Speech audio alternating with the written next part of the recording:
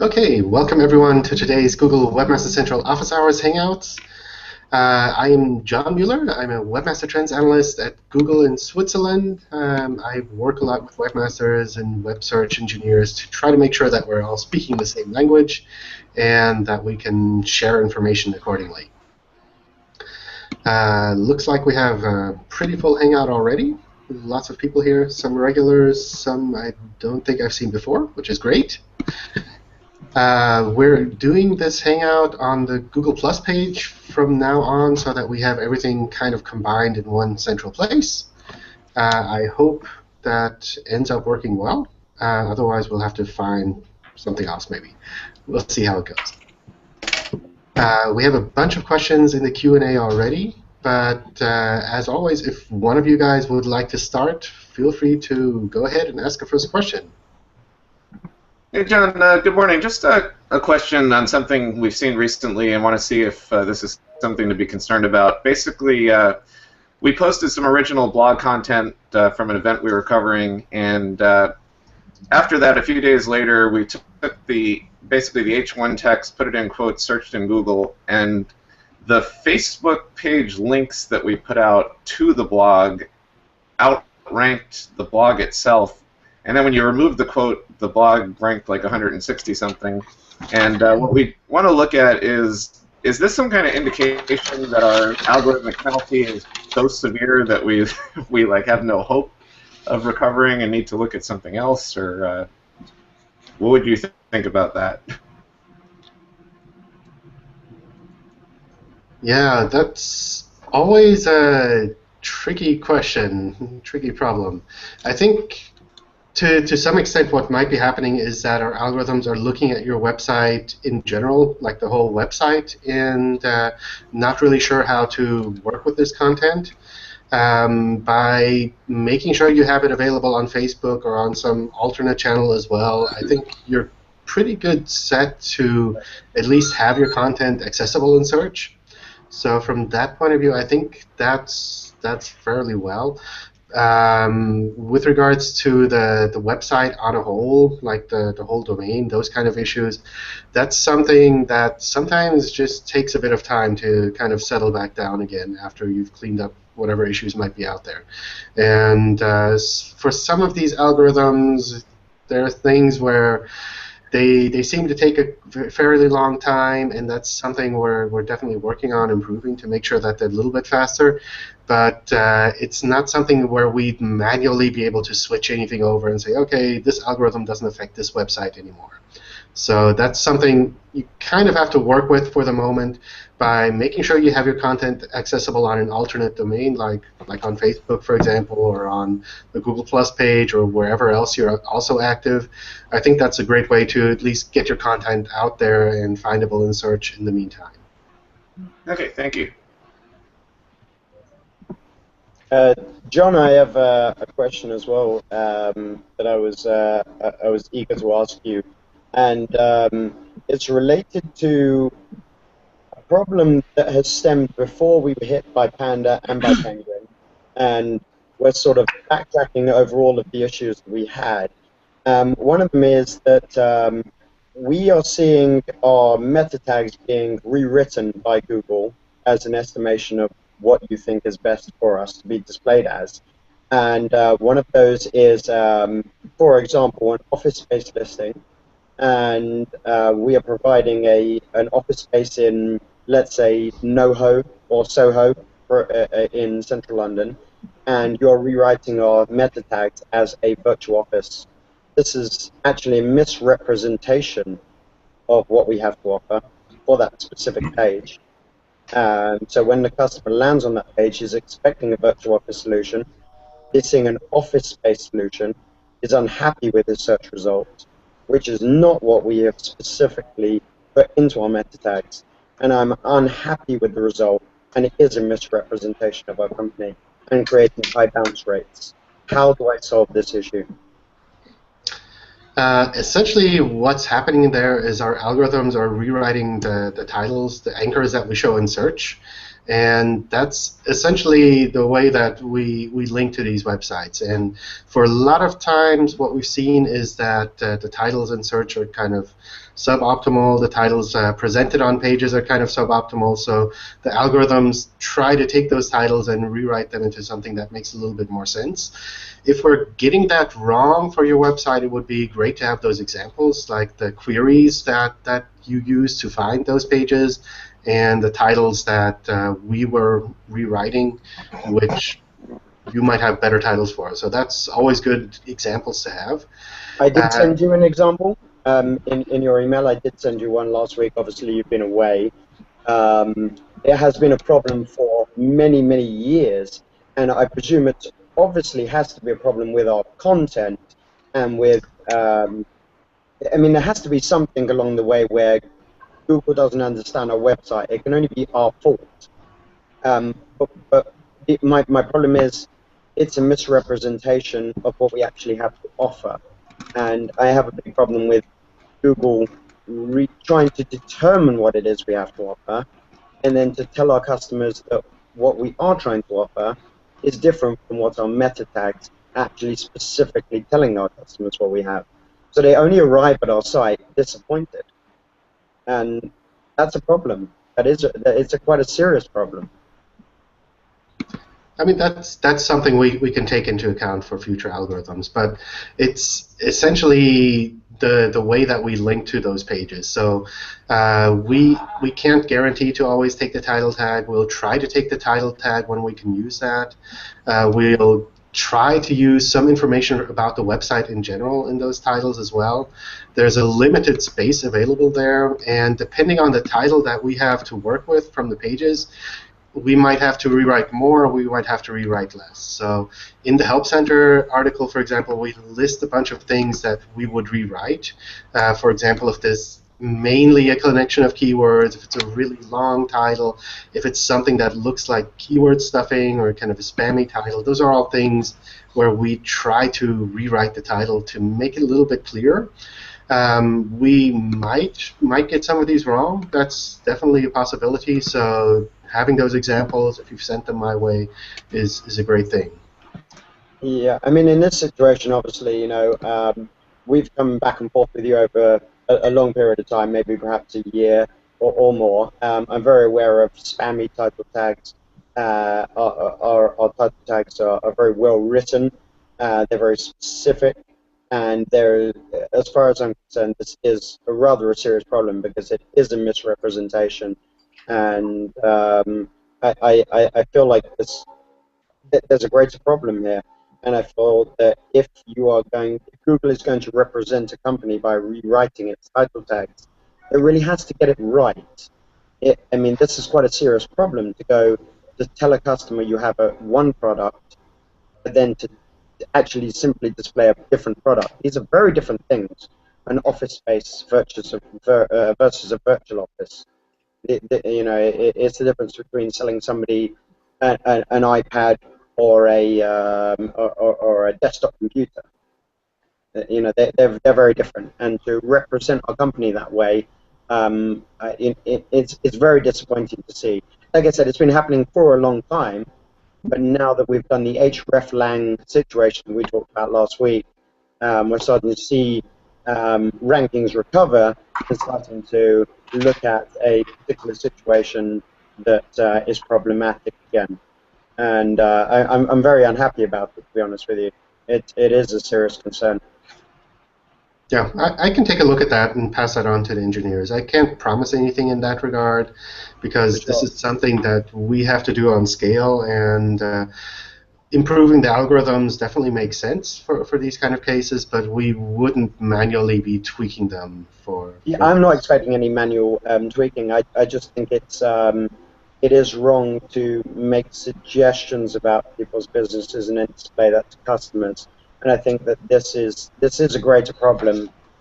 I'm speaking on behalf of a lot of people that I've seen this about on various other forums, where they're not happy with their titles being rewritten and being represented in a way which Google wishes for them to be seen as.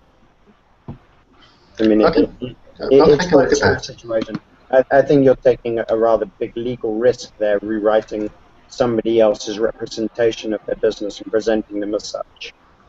Well, essentially, it's just a link from our website to your website, and like you would use any specific anchor text on your website when linking to someone else's website. This is essentially what we're doing here.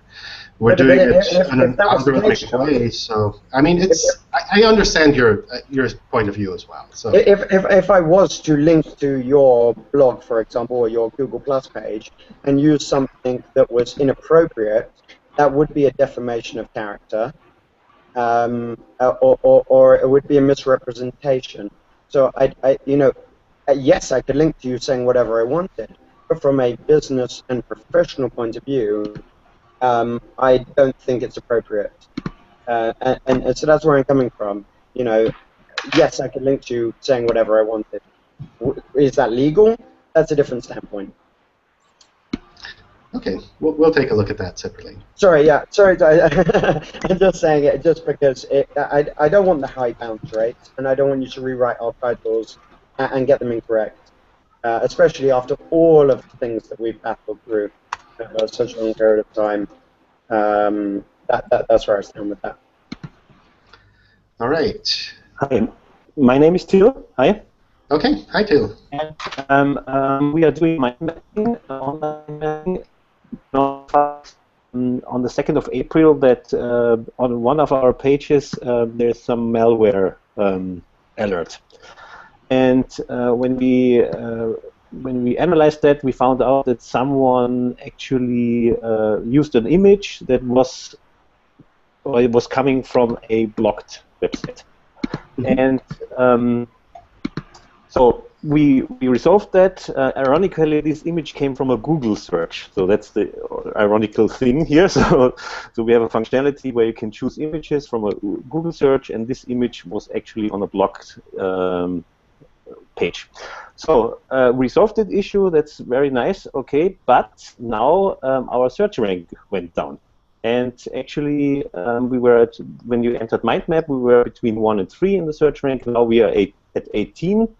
And that really sucks, of course. And the question is, I mean, I know that there is a procedure that it takes 90 days approximately or something, but you can probably share that a little bit more.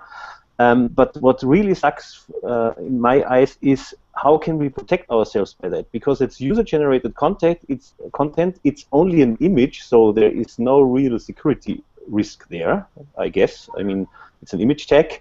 So that would be interesting. And how can we protect ourselves from user-generated content? And even ironically, it was presented by Google itself. So that's what it makes a little bit more awful. So do we have to use the safe how is it called, safe browsing API for every link or for every image that we want to embed in our sites? I mean, what's the answer to that?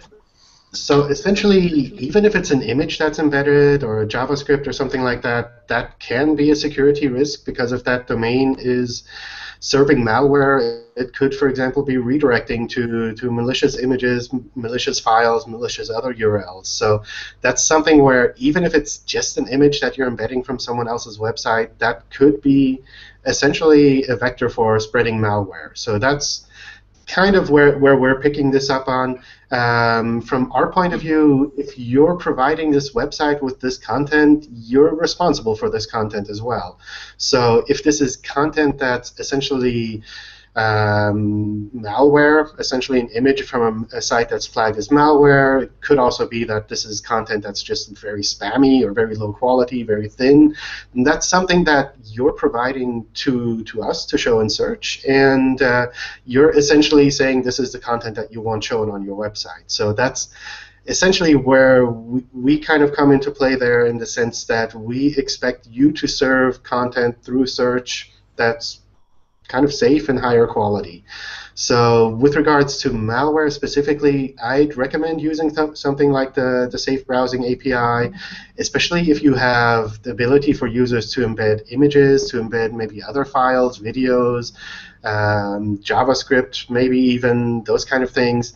If you have the ability to do that from external sites, I definitely use something like the Safe Browsing API to scan that content regularly so that you can take it down before it causes more problems.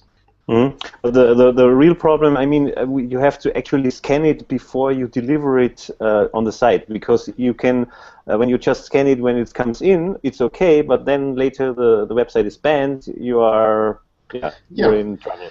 I mean, one thing you can do that it takes a lot of performance also down, because I mean, in the mind map that we use, people can upload, let's say, 100 of images. You have to go through all them before you present them. I mean, that's awful. On the other hand, if you don't do it, if you just do it regularly, once the robot is Google robot is coming and indexing it, boom, you are out of the search rank. So it's really not nice. Yeah. So I think that's something is separate from that. The ranking is essentially something that's not affected by any malware flagging. So the malware flagging is essentially just blocking the user from visiting that page through search results and presenting the interstitial when you enter the URL in Chrome directly. It doesn't change ranking at all. So the ranking side is completely separate from the malware side. So that means that something else has happened that ranked us down, actually. Yeah. Okay, but that's coincidental timing, but it's something that wouldn't be related to the malware side. Okay.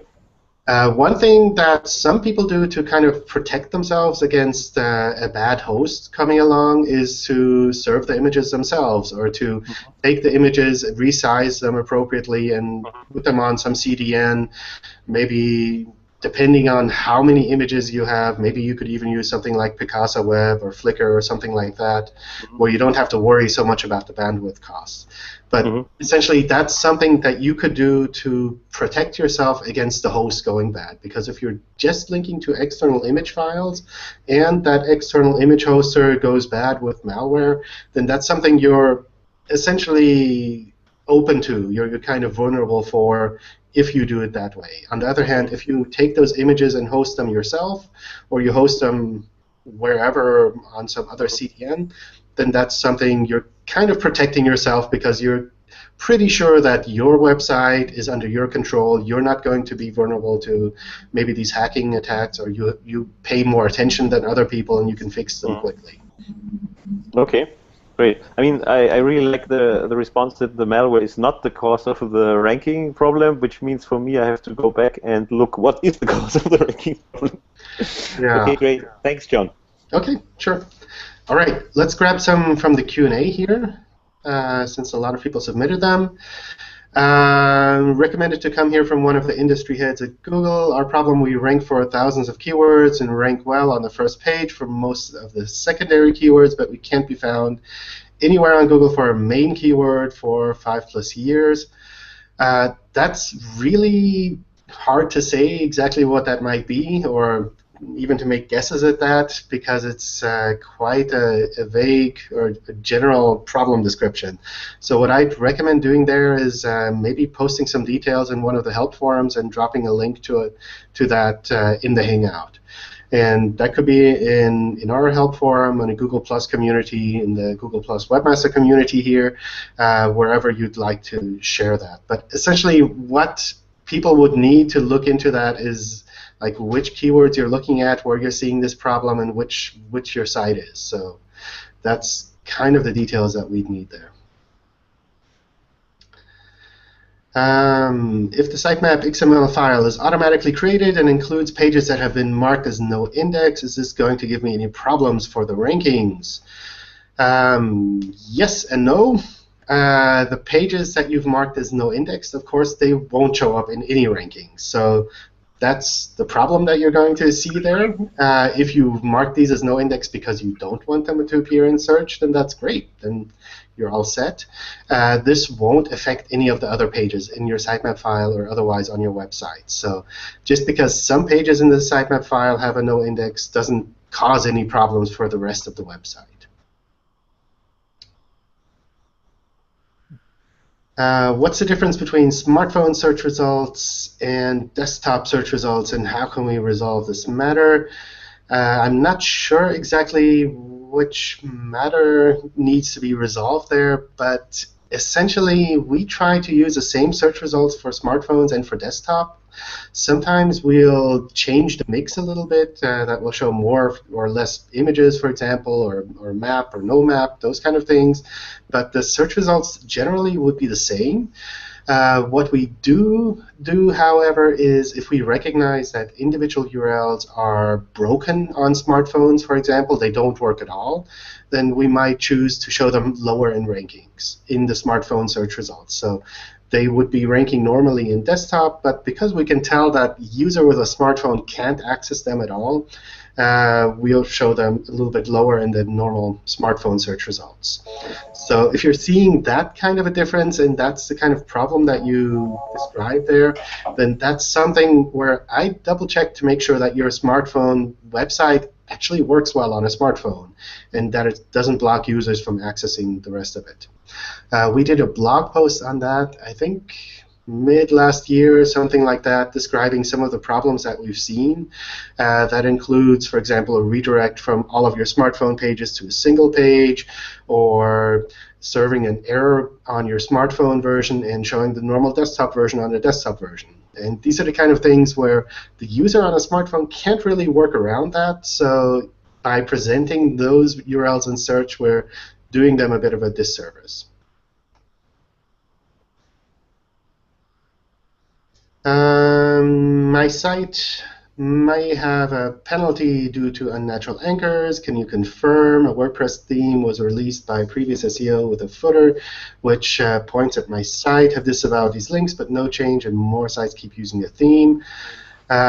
This is the kind of thing where I'd recommend cleaning up the theme so that you make sure that new sites aren't linking like that anymore. That's always a good thing. With regards to confirming a penalty, that's something you'd see directly in Webmaster Tools. So that's not something I'd have to manually do here. If there's a penalty, if there's any kind of a manual action active, then you'd see that in Webmaster Tools. A lot of times you'd also see example links, so you can work to clean that up. That said, if this is something that has been happening for a very long time, if this is a theme that you've put out years ago, for example, and you've always had these kind of sneaky footer links in there, then that's something our algorithms might also have picked up on. So in cases like that, we recommend also cleaning those links up, removing them where you can using the disavow tool, but also being aware that when an algorithm picks up something like this, it can take quite some time for everything to settle down again, and that can easily be half a year or a year. So that's something where I'd recommend really working through, making sure you've cleaned up all of these issues, and really making sure that you're avoiding this going forward. So cleaning up that theme so that you don't create more of these problems going forward is really a good idea. One of our developers accidentally deployed a robots.txt file that disavowed all bots. Oops. I think a lot of people have done that. This was fixed 4 days later. However, over the next 2 weeks, our traffic from Google has dropped steadily to almost nothing. How can we fix that? Generally speaking, this is something that would fix itself automatically. So as we can recrawl again, we can essentially pick up those URLs again and crawl them normally, index them normally again. If it was active for 4 days, then that's fairly long time. But on the other hand, it's not like a giant time. So I imagine that's something where you'll see some effects over a couple of weeks, but it should jump back to normal after a while as well. If you're seeing the traffic go to almost nothing, then what I also double check is to make sure that everything else is okay, so that you can really fetch the individual URLs that were important in the past, look at your top search queries in Webmaster Tools, the top pages, and take those top pages and make sure that you can actually fetch them in the Fetch as Google tool in Webmaster Tools. Just to make sure that there isn't anything else in the robots.txt that's blocking, and double check that you don't have any no-index meta tags in there as well. So that's something we've also sometimes seen, that a developer pushed a version of the site to production that actually still had no index meta tags in there to prevent the indexing of those pages. So those are the kind of things I just double check to make sure that everything is coming back to normal. But usually, over the course of a couple of weeks, this is something that should settle back down again.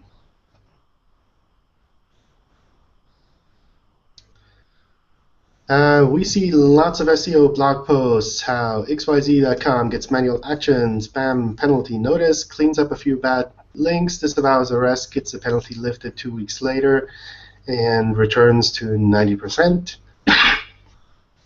Why are white hat sites told to bake an algorithm for over a year?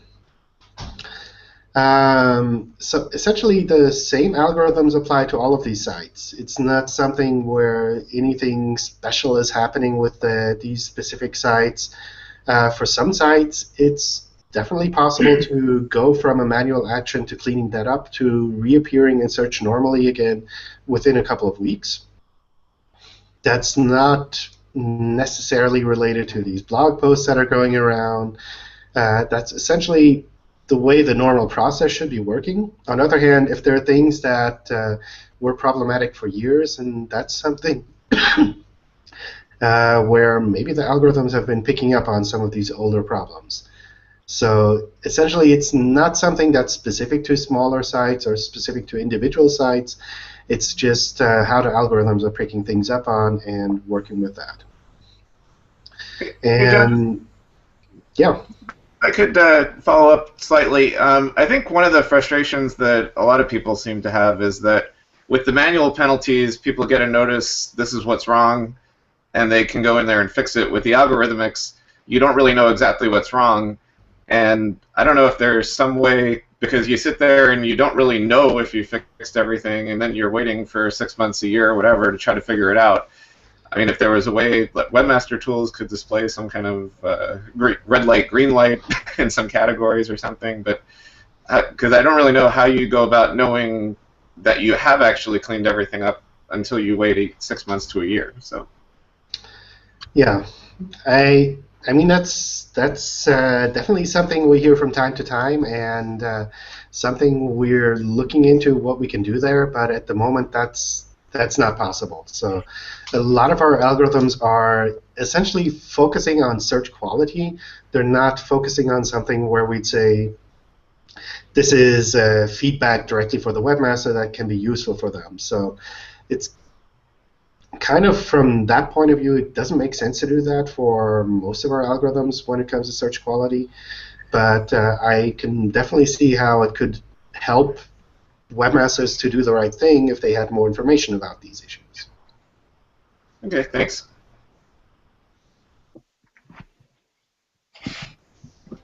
John, just a quick thing.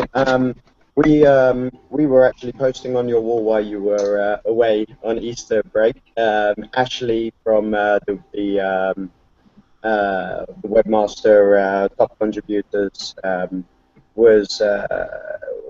Her and I were debating about a specific question related to that, and that is that you know, once you get a manual penalty, and we've discussed this many times, can you recover quickly? And this comes back to Lyle's question just now, and then the people who are waiting for a long period of time, there seems to be a disparity there where you've said before you need to wait for a revoke. Not a revoke, sorry, a Penguin refresh, and you won't recover unless you've had the refresh. Now, are they related differently to an unnatural links penalty related to the Penguin algorithm? You know, Ashley seems to be convinced that once your revoke has been issued, that you absolutely rank where you should rank for your website, and that there is no period of waiting time. Whereas we've had numerous conversations where you've said you have to wait for a refresh. So I'm confused as to where the situation sits there. What's the answer? And is it different for everybody? Well, essentially, with the manual action, what's happening there is that this manual kind of handbrake is loosened when you've resolved that issue, but that doesn't necessarily mean that the rest of our algorithms are already taking that into account. So your site is definitely ranking where it normally would be ranking if you have resolved a manual action.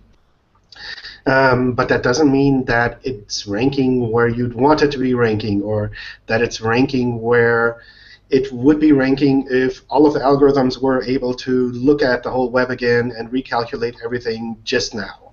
So essentially, all algorithms have some kind of a delay in that they have to look at some of the older data. We can't crawl the whole web on one day. There's just so much stuff out there. So from that point of view, we're kind of at least ranking your website where it would algorithmically be ranking when the manual action is resolved, but that doesn't mean it would be ranking there if all of the data that were out there were able to be recalculated instantly, then it would be still in the same place. So essentially it's ranking naturally again, but that doesn't mean it's ranking where it would be ranking if everything were at the, let's say, live state.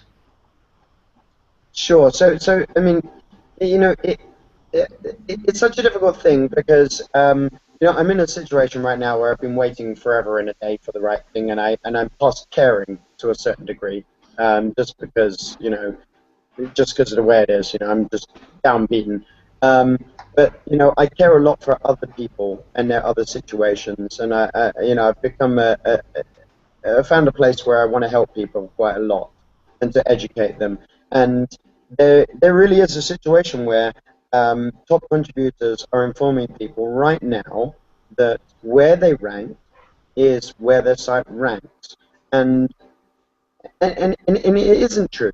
There is this disparity. There is this moment right now where if the robots and everything could recrawl the site and do all the wonderful things it needs to do, and the Penguin could do a refresh, that actually they would be ranking in a different place. So putting in all this extra work, as wonderful as it would be, may achieve them better results. But had they done nothing, and they waited 6 months and waited for a refresh, they could actually still rank better than where they would now. And so it's not a representative point. They are not where they should be. And I'll tell you why. I installed the hreflang thing that we talked about last week, and I'm seeing my co.uk website rank infinitely better, back from the 300th place I should be for VirtualOffice down to the top 50 sort of region. And it can't simply be the fact that it is a co.uk site and I'm ranking in the co.uk search engine. Do you have any idea why? And how well the site ranks. And for my .com to rank in 250th place and my co.uk to rank in the 50th place has an absolute correlation to the way that the algorithm is looking at my .com website due to the manual penalty that was issued on the website. It's really hard to say in general. So, I mean, essentially, the manual action is something that's manually in the way of normal natural ranking, but that doesn't mean that the algorithms are always instant. And with regards to waiting a half a year and seeing what happens then, so much will change in a half a year regardless. So that's something where I wouldn't say that your site would be ranking differently now if it had the data from 6 months. So it's essentially there's always this flux. But the websites are identical. Things are always changing. So that's something where I wouldn't kind of disagree that if a site has no manual action, it's ranking where it normally would be ranking. And essentially that's kind of what it is. If the manual action is something that will unnaturally kind of hold the site back, and if there's no manual action, then things are ranking where they normally would be ranking. But it doesn't make sense. In the situation that I'm in right now, the site does. My .com has no manual action. We have a revoke from the 27th of May last year. I have a .co.uk with identical information, ranking for my major keyword in top 50 sort of position, and for many others top. In fact, I'm #1 for various other keywords. where I don't rank at all for .com, and I haven't done for a long time. If that was the case, then we wouldn't be seeing what we're seeing right now, which is a clear indication that there's a suppression on the .com, which we're waiting for a refresh to happen. I mean, that's normal, yeah. I mean, some of these algorithms aren't updated this is what you've been very. Yeah, I mean, these updates can take quite a bit of time to be kind of sent out, to have all of this data collected. But essentially, we see that as ranking as it would naturally be ranking. We don't see that as being unnaturally held back. But I can see from your point of view, it's something that looks very similar. So I kind of understand the confusion there as well. It's just a situation where there's a lot of people in my situation. We're on the Webmaster forums. We're receiving information from top contributors, giving us knowledge that is in their mind absolute fact. And I've experienced this over the last 3 to 4 years, which is incorrect. And I'm very happy to be part of your Hangouts to be able to get clarity, because I'm experiencing a very different situation with you. And a lot of people would make a very different decision about how to handle their penalties if they understood the long waiting times and the understanding that once they get a revoke, that it isn't the end of the road. This isn't you're now ranking where you should be ranking. That's incorrect. It is incorrect. There's people's jobs at stake. There's people who own the companies. It's their fault. We've made these decisions to build links unnaturally, or however we might do. But there's other people who are staff members who lose their jobs over bad decisions about whether should they start a new website. If they knew they had to wait 2 years or a year and a half, what should they be doing as a decision-making position? And I believe it's Google's responsibility to have clarity about how long you could potentially wait before you recover in order to make the right decision. And on numerous occasions, you've said that it's better sometimes, if you think you can't clean up your problems, to start a new domain. And I think it should be very clear on the understanding as to why you should be starting a new domain, and the delays that it takes in order to recover what you have installed for you in the future. And I know you don't want to make life easy for spammers and for people to do things, but right now in our industry, the person who ranks #1 for Virtual Office London owns 3 or 4 different websites. Nothing's being done about it, and we're back in exactly the same situation we've been in for the last 10 years, where people are manipulating the results and nothing's being done, and Google isn't actually responding quickly to these requests. So nothing has changed, and I'm very disappointed with the situation, and it's such a shame that we have to be in this situation, because I only want the best. Okay, well, let's look at that separately. Let's go through some of the other questions, because there are lots of people that also submitted other things. I'm sorry, yes, I'm sorry, it's a big deal. That's it.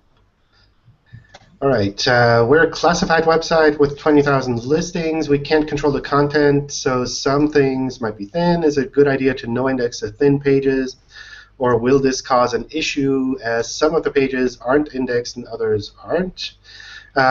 Essentially, that sounds like a really good idea. So if you can recognize that some of these pages are thin and putting a no index on them, that's a great thing to do. There are some ways that you might be able to do this in an automated way. So, for instance, if you can recognize that the text isn't unique, or that someone just submitted 20 or 50 new listings that are all identical, then that's something maybe you could take into account. Other things we've seen people do is to try to create some kind of reputation for the people who are posting. So people who've been known to post good content, they can post right away, and other people have a no index maybe for either a certain period of time or until there's more reasonable content for that individual listing. So that's something that you can kind of create your own system of recognizing these issues. But if you can tell that this is thin content and you'd like to block it from search, then that's a good idea from my point of view. Okay, thanks for that.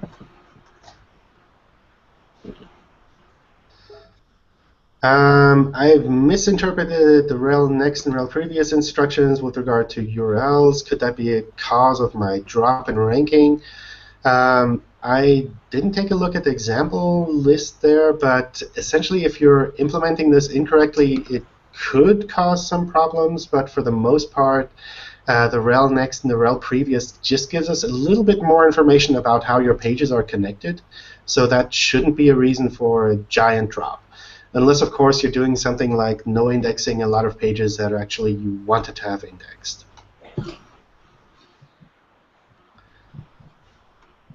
Any tip for a site that has a competitor building link spam to our site, causing manual action in Webmaster Tools? We've done month of removal requests and disavows, only to have new commented forum link spam being software generated constantly.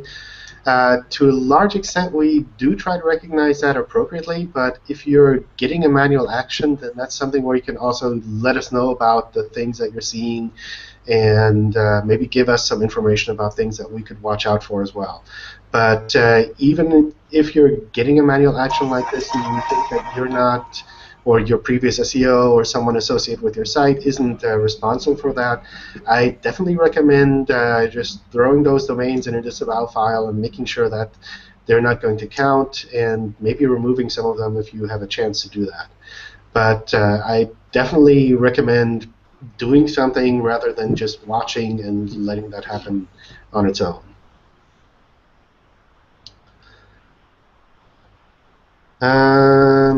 Recently, our Webmaster account, which was having 11 sites all on a different niche, received manual actions for thin content, same manual action on all 11 sites.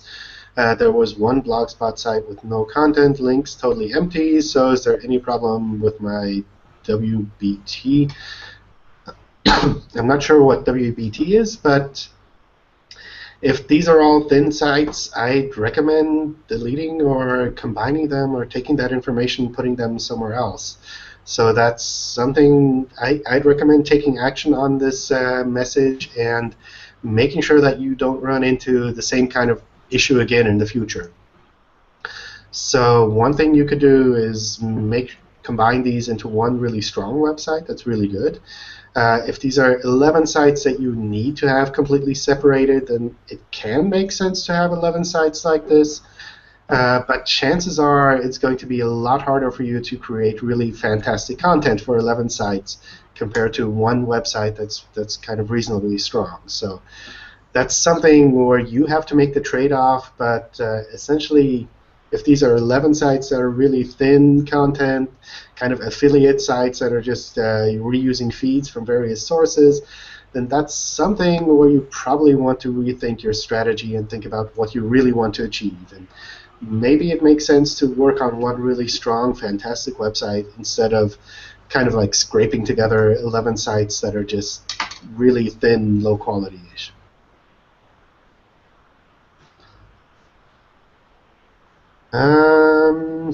Sitemap reports in Webmaster Tools show the number of URLs submitted versus the number of indexed. Is there any way to know which URLs were not indexed?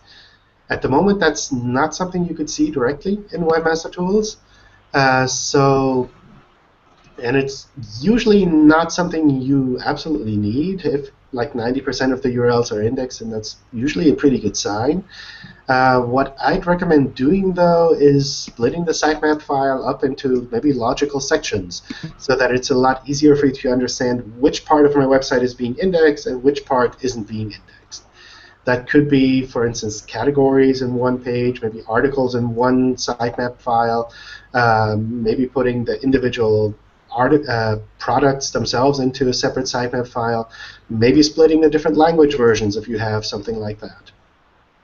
And by splitting it up into separate sitemap files, you will be able to see per sitemap file how many are actually indexed and how many aren't indexed, and you can make a little bit of more knowledgeable decision on whether or not that's a problem, or maybe that's fine like that. With regards to why some of these URLs might not be indexed, there are a lot of reasons. It could be that maybe there's no index on these pages. like one of the previous questions was, maybe these are pages that are essentially duplicates. Maybe these are pages that we have indexed under different URLs already. So if you have, for example, parameters in your URL and you have one version without parameters and you submit one version in the sitemap file and the website itself links to the other version, then maybe we'll index that version, maybe we'll index a sitemap version. So that's kind of a sign that maybe you're serving something in an inconsistent way, where if you were a little bit more consistent, you'd have a little bit better information in Webmaster Tools. John, could it also be an indication of low quality for pages that are not indexed? Usually not. So we have a lot of storage, and if it's something that we find in a sitemap file and it's reasonable quality, it's kind of unique on its own, then that's something we'll definitely try to index. Of course, if it's a new website and you submit 100,000 URLs in your sitemap file, then it's going to take a while for us to understand that this is actually a reasonable website, and we should take time to actually go through these 100,000 URLs and index them all individually. But if it's a reasonably established website and you have a lot of URLs on your pages, we'll try to get as many of those in as possible.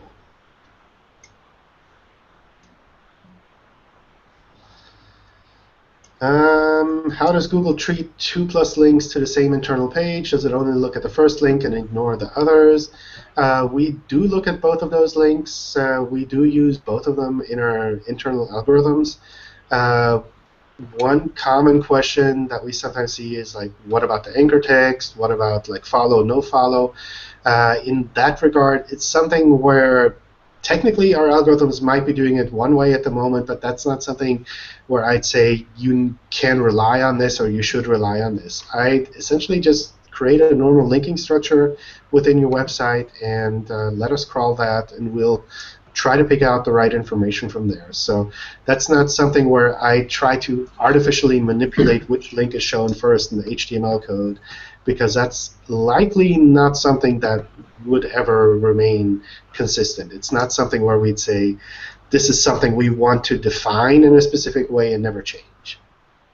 So John, for example, if I had, let's say, a page on my blog about telephone answering, and part of it was about a particular service we offered, which was phone answering service, and the second part was maybe about a 24-hour service. Both are useful for the customer to be able to physically click on.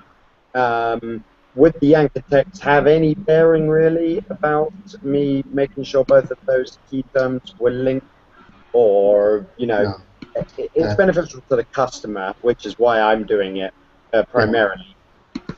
I do it how it makes sense for your website. I wouldn't do it in any way to try to like improve the anchor text or something like that. And from a technical point of view, what might happen is we pick up one or the other and use that as a main anchor text, but we definitely see the whole page. We can see that there are multiple links on there, and we can take all of them into account as well. Sure. I don't want to sort of overlink, but I'm looking at Wikipedia as an example of how it links pages, and I'm only linking with things that I think people will physically read and then think I need to click on. But I also don't want to push the limits and, you know, cause anything that would be problematic. So just go about my daily business, and hopefully Google will sort of get it. You know, it shouldn't have any problems.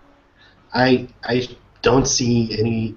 I mean, I haven't seen any cases in practice where anything like that would be problematic. Yeah. Okay. Great. Thank you, John. Any plans on increasing the max size of the disavow file? We're currently mostly disavowing at domain level and have run out of room. That sounds like something we should look at. So I'll check with the team to see what we can do there, or what we might need to do by looking at the other files that we have. So thanks for that feedback. Anybody that is having that problem should be uploading heavy files to a Google Docs directory rather than putting that content into the disavow file itself, is my opinion. All right. I have a site that has an average load speed of 5 seconds, yet almost all pages take under 1 second to load. on a day-to-day, but one day out of a month I might have a single page with a load speed of 50 seconds. This is ruining my average. Should I worry? From our point of view, that's not something you really need to worry about. We do take the rendering time of a page into account when we do some rankings, but that's essentially only when the page is rendering really, really slowly. So if you're talking about something between like 1 and 5 seconds, then that's completely reasonable. That's not something I'd really worry about there. If you're talking about the time it takes to download the individual URLs, then that's something. What will likely happen is our algorithms will notice that your website is really slow on this one day, and it'll slow down crawling speed for a short period of time, but usually it'll catch back up again after a couple of days. So if on that one day, for example, you have maintenance, you're doing backups, and your website is really slow because of all of that, chances are we'll crawl normally on that day, and the next couple of days crawl a little bit slower, and then speed back up again as we see that your website is accessible again. So that's not something where you usually see any kind of a ranking change or any kind of even significant crawling or indexing change.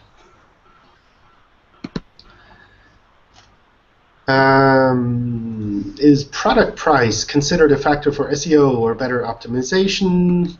From our point of view, not really, especially when you're talking about normal web search.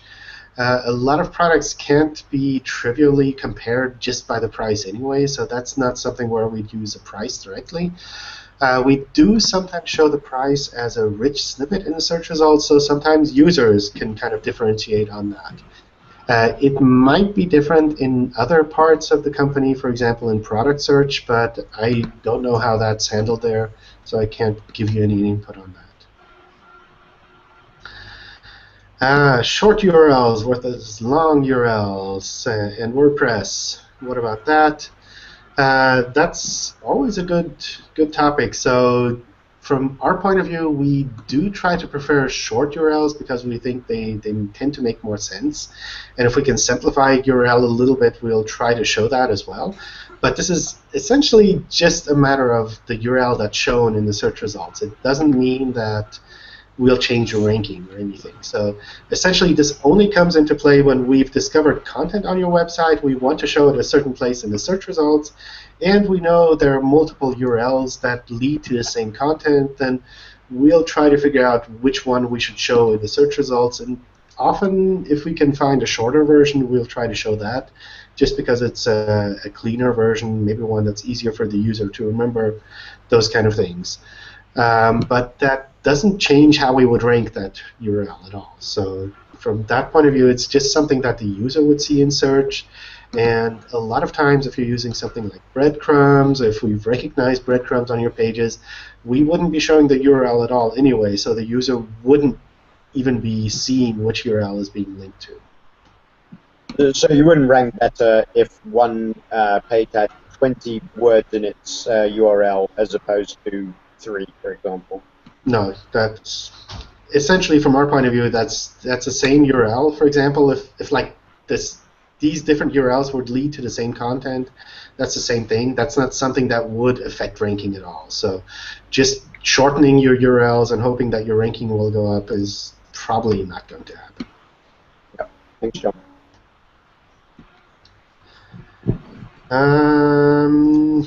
Are there any best practices when it comes to using push state? Does it have to be on anchor tags, or can Google understand and find push state on regular on-click events? Are there any impacts regarding indexing, ranking, and update frequency compared to A tags? So generally, we recommend using push state together with like the normal static links on a page, so that you kind of have this natural fallback. If a user doesn't understand JavaScript, they can still work within your website. So essentially, we could still crawl just by looking at the A tags and actually find all of the content. That's kind of the best practice that we recommend. When it comes to JavaScript itself, we do try to understand JavaScript to some extent. And if we can recognize URLs, if we can recognize push state events, and those are things that we'll try to use as well for crawling and indexing more and more as we see sites actually using this more and more.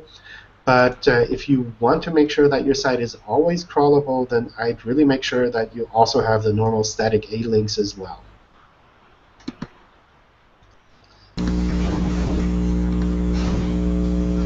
I can't hear you, Joshua. You have a lot of noise.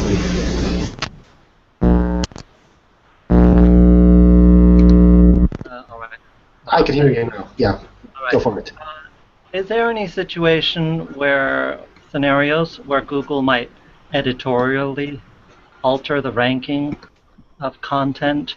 For example, in the news section, obviously there would be some of that sorting and or whatnot. But in the organic search, let's say if some of that content related directly to search, or someone was writing things that were wrong, that would lead users to do the wrong kind of things in search, or vice versa. They were.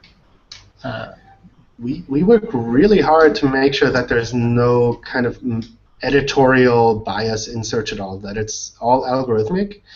I believe even in Google News, it's completely automated. It's not that anyone is reading these articles and saying, oh, this should be like the breaking news article. That's all completely automated. So that's definitely not the case that anyone is reading these things or trying to figure out, do these match my opinion? Do these match the facts that we've seen, for example? That's definitely not something that we would do at all. So if we find this content and if our algorithms think it should rank this content, then we'll try to show that content in that place. We're not going to manually kind of bring any editorial bias into web search. Okay, and regarding news, that brings up another question, because there's quite a number of sites that sometimes there's even top links that maybe the Wall Street Journal or other links that go to a subscription service or a paid service where you don't actually read the content, or it's on mobile and they're not mobile friendly sites, or that there's some front page ads, those kind of things that are very poor experience. But I often see in the news section some of these types of sites regularly ranking high. Is that just a challenge to be worked on, or? To some extent, that's acceptable. I think in news they have a little bit of different guidelines, especially with regards to things like subscription services. I believe some of that should also have like a snippet in there, but I'm not aware of the details of how Google News handles these kind of cases, so I can't give you any definitive answer there. With regards to subscription services, Google News also supports the first click free system, where essentially if you click from a search result into one of these pages, you can see the content. But if you go to that page directly by copying the URL, for example, maybe you'll see a login page that requires a subscription. So that's one thing that might also be coming into play there. But for Google News specifically, you'd have to post in the Google News forum, for example, or ask one of the people from Google News. All right, thanks. All right, with that, let's take a break here. It looks like we still have a lot of questions, so I'll try to go through some of those and see if I can answer some more in the event listing itself.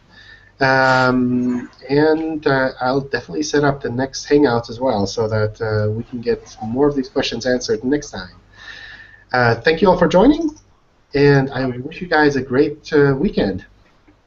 Thanks, John. You too. John, thank you very much. Always Thank you very much. Thank you. Have a great weekend. Bye, everyone. See ya.